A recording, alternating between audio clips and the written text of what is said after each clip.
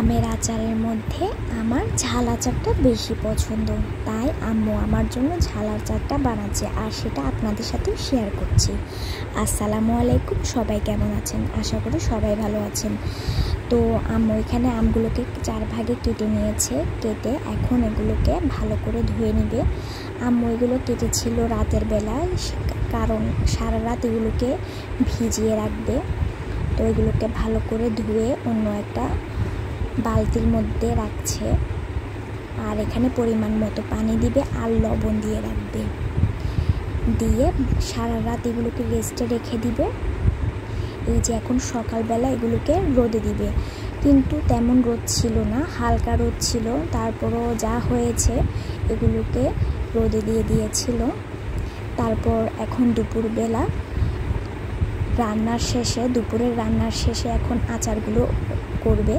এখন একটা কড়াইয়ের মধ্যে সরিষার তেল দিয়ে পরিমাণ মতো রসুন দিয়ে দিয়েছে। রসুন দিয়ে এখানে পরিমাণ মতো হলুদ, মরিচ, ধনে জিরা গুঁড়া আর লবণ দিয়ে দিবে। তারপর এখানে কয়েকটা তেজপাতা আর দারচিনি দিবে। দিয়ে ভালো করে নেড়ে চেড়ে অল্প একটু পানি দিয়ে দিবে। দিয়ে এবার আমগুলো দিয়ে দিবে। দিয়ে এখন ভালো করে নেড়ে চেড়ে দিবে। ভালো করে নেড়ে চেড়ে এখানে পরিমাণ মতো চিনিও দিয়ে দিবে। আমাদের আচারের মধ্যে তেমন চিনি দরকার হয়নি, কারণ কি আমাদের আমগুলো বেশি টক না, মানে মাঝামাঝি, হালকা মিষ্টিও আছে হালকা টকও আছে, এরকম বেশি টক ছিল না। তো আচ্ছা, পরিমাণ মতো চিনি দিয়ে দিয়েছে। দিয়ে এখানে এখন 2 টেবিল চামচের মতো ভিনেগার দিয়েছে।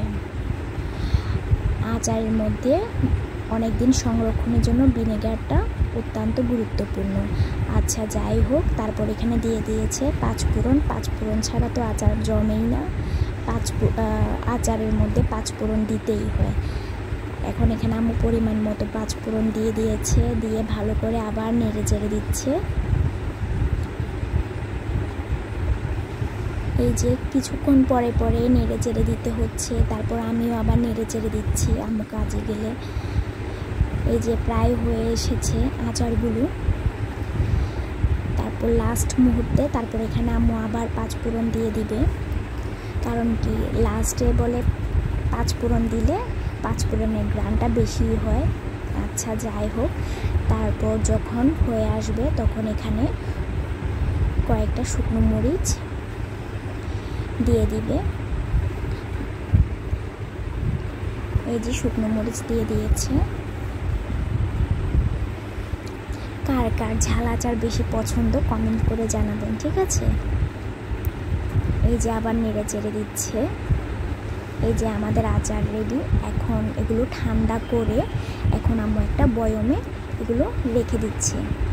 এই আচারগুলো সব আমারই খাওয়া হবে, আমাদের ঘরে আর কেউই খায় না। আচ্ছা, ঠিক আছে, ভিডিওটা আজকে এই পর্যন্ত। সবাই ভালো থাকবেন। আল্লাহ হাফেজ।